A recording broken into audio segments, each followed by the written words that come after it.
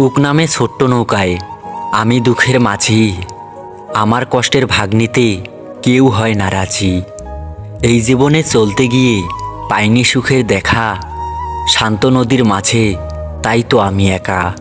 মনের মায়া বড় মায়া সেটা আমি বুঝি, তাই তো আমি বারে বারে শুধু তোমাকেই খুঁজি।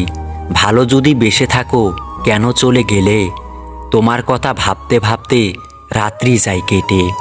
ছিঁড়ে আমি ফেলেছি ডায়েরির পাতা, যেখানে লেখা ছিল হাজারো স্বপ্নের কথা।